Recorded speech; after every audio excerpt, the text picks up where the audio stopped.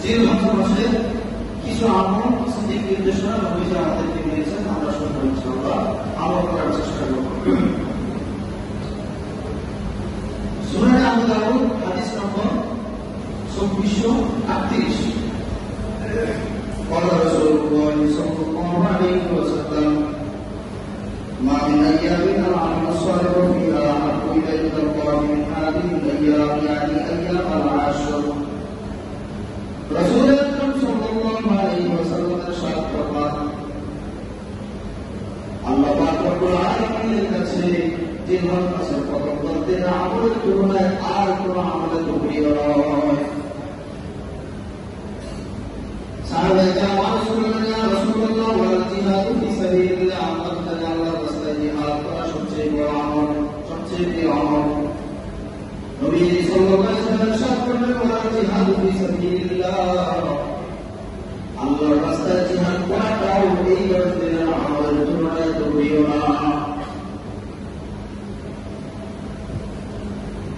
فمنكم وقع إلا رجل خرج بنفسه وماله فلم يرجع من ذلك بشيء। কোন ব্যক্তি যদি নিজেকে যুদ্ধের ময়দানে একেবারে বিলীন করে দেয়, শহীদ হয়ে যায়, তাহলে তার আমলটা এর তুলনায় প্রিয়, সেটা ভিন্ন কথা। এই জন্য এই আমলগুলো আমরা সঠিকভাবে করার চেষ্টা করব। 1 নম্বর আমল যারা আমরা পরিচিত করেছি, 1 নম্বর আমল হলো আমাদের যাদের আমরা বালেগ হয়েছি, আমাদের নোট, মাথার চুল, আমাদের দেশের অবাঞ্ছিত পোশাক, গোপনের দেশের অবাঞ্ছিত পোশাকগুলো আমরা অপসারণ করে ফেলব। সতর্কতা হলে আজকে মাগরিবের আগে করলেই ভালো হয়। সহিহ মুসলিম হাদিস নম্বর 1977 عن ام سلمة رضي الله عنها قالت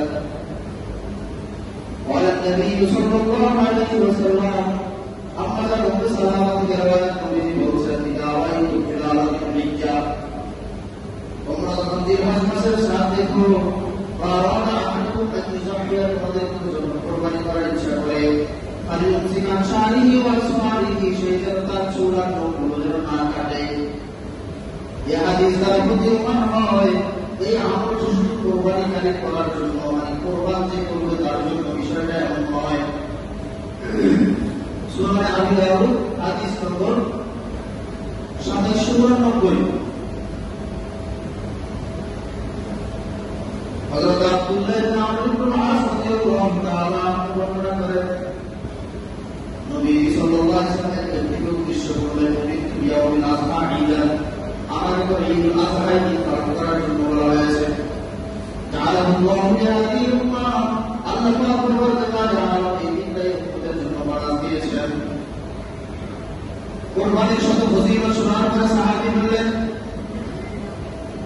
আমাদের ইল্লাম নাজিদিল্লাহ আলিহাতুন সাও, ইয়া রাসূলুল্লাহ, আমার পিছনে একটা পানি হাতে পানি খাবার মানে কুরবান করার জন্য আর থেকে তার পানি, আমার কাছে একটা পানি না আছে, আমার না রেখে আমার জন্মে কিনা আমি সেটাকে কোরবানি করে দেব কিনা।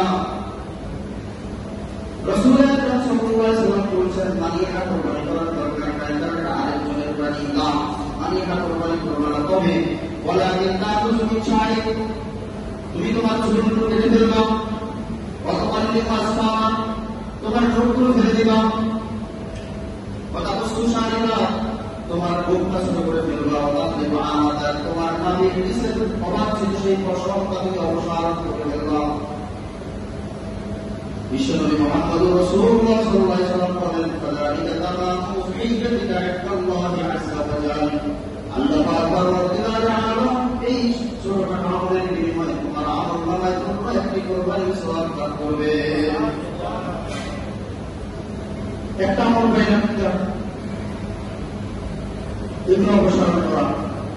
দ্বিতীয় আমল, বেশি বেশি জিকির করা।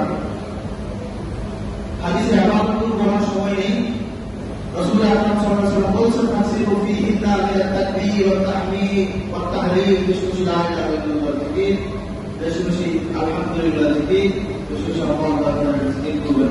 ইনশাআল্লাহ আমরা চেষ্টা করব এই দিনে আমার জবানটা যেন এই 10 দিনে আল্লাহর জিকির দ্বারা তরুতাজা থাকে ইনশাআল্লাহ। আরেকটা আমল, আর আমল ইয়াদাউনা রাসূলুল্লাহ সাল্লাল্লাহু আলাইহি ওয়াসাল্লাম, চারটা আমল রাসূল কখনো ছাড়েননি। এক নম্বর সাওমিয়াউল আশুরা, আশুরার রোজা, ওয়াল আশর, জিলহজ মাসের 10 দিনের রোজা, ওয়া সালাসাতুন মিন কুল্লি শাহরিন, প্রতি মাসে 3 দিনের রোজা, আর ওয়া রাকাতাইন ক্বাবলাল গাদা। 4 নম্বর হলো ফজরের আগে 2 রাকাত সুন্নাত। এই 4টা জিনিস রাসূল আকরাম সাল্লাল্লাহু আলাইহি ওয়াসাল্লাম জীবনে কখনো ছাড়েননি। এই হাদিস দ্বারা প্রমাণিত হয় জিলহজ মাসের এই ঈদের দিন ছাড়া বাকি দিনগুলো রোজা রাখা এটা একটা নফল সুন্নাত। কয়টা পেলাম? 3 টা। 4 নম্বর বিশেষত আরাফাত দিনে রোজা রাখা। নবীজি বলেন সিয়াম ইয়াউমি আরাফাত তাসবিহু আলাল্লাহি আন ইউকাফিরা সানাতাল লাতী ক্বাবলা ওয়াস সানাতাল লাতী বা'দা। নবীজি বলেন আরাফাত দিনে রোজা, আরাফাত দিনে রোজা আল্লাহর কাছে কারণ রাখি, এই দিনে রোজা রাখতে আল্লাহ পাক আগের এক বছরের পরে এক বছরের গুনাহ মাফ করে দিবেন। কয় নম্বর পেলাম? 1 নম্বর লোক পেলাম, 2 নম্বর পেলাম কি করা? জিকির করা। 3 নম্বর পেলাম 8 দিন রোজা রাখা। 4 নম্বর পেলাম বিশেষভাবে 9 তারিখে কি রাখা? রোজা রাখা। 10 তারিখ সকাল থেকে তাকবীর তাশরিক করা। তাকবীর তাশরিক মানে হলো 9 তারিখ ফজর থেকে 13 তারিখ আসর পর্যন্ত এই 23 ওয়াক্ত নামাজের জামাতের সহিত পড়ে না, আলাদা করে তাকবীর তাশরিক করা। আল্লাহু আকবার, আল্লাহু আকবার, লা ইলাহা ইল্লাল্লাহ, আল্লাহু আকবার, আল্লাহু আকবার, ওয়া লিল্লাহিল হামদ। ওয়াজিব, প্রত্যেক পালনের উপরে পুরুষরা জোরে পড়বেন আর আস্তে পড়বেন। তাকবীর তাশরিক। আরেকটা হলো হজ করা। এই 10 দিনের সর্বোত্তম আমল যেটা আল্লাহকে সমর্থন দিয়েছে, তাকে সমর্থন দিয়েছে, সে হজ করবে। আল্লাহ সাল্লাল্লাহু মান হাজ্জালিল্লাহ ফালাম ইয়ারফুদ ওয়ালাম ইয়াফসুক, যে ব্যক্তি হজ করেছে আল্লাহর জন্য, হজে কোনো অশ্লীল কাজ অশ্লীল কথা বলেনি, রাজাআত ইয়াউমিন ওয়ালাদাতুহু, সেই ব্যক্তি মক্কা শরীফ থেকে হজ করে যেদিন বাংলাদেশে ফিরবে, আল্লাহর নবীর ঘোষণা হলো সে এমনভাবে ফিরবে মনে হয় যেন তার মা শরীফ তাকে ভূমিষ্ঠ করেছে। এমনভাবে আল্লাহ পাক রব্বুল আলামিন তাতে সমস্ত গুনাহ মুক্ত করবেন। আরেকটা হলো ঈদের নামাজ পড়া, এটা ওয়াজিব। আল্লাহ রাব্বুল আলামিন এই উম্মতের জন্য এই সালাত ঈদের 2 রাকাত নামাজ দিয়েছেন, আমাদেরকে উপহার দিয়েছেন, এটা ওয়াজিব। আরেকটা আমল হলো কুরবানি করা। সাইয়েদনা আবু বকর রাদিয়াল্লাহু তাআলা বলেন মাহাজিরা রাহিম ইয়া রাসূলুল্লাহ, কুরবানি কি? রাসূল আকরাম সাল্লাল্লাহু আলাইহি ওয়াসাল্লাম বললেন সুন্নাত আবিকুম ইব্রাহিম আলাইহিস সালাম, এটা তোমাদের বাবা ইব্রাহিম আলাইহিস সালামের সুন্নাত। ফাকালু ফামান আতিয়া ইয়া রাসূলুল্লাহ, ওনার সুন্নাত পালন করলে আমাদের কি লাভ? ওয়ালা বিকুল্লি শাআতিন হাসানা, প্রত্যেকটি ফসলের বিনিময়ে আল্লাহ সুবহানাহু ওয়া তাআলা তোমাদের আমলনামায় একটি নেকি দান করবেন।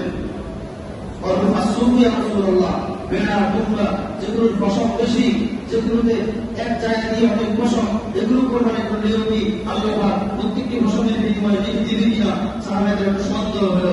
নবীজি বললেন বিকুল্লি শাআতিন মিন আসুবি হাসানা, এই দুম্বা বেড়া বকরি যেগুলোর বেশি পশম, এগুলোতে কোরবানি করলেও আল্লাহ সুবহানাহু ওয়া তাআলা প্রত্যেকটি পশমের বিনিময়ে এক চেয়ে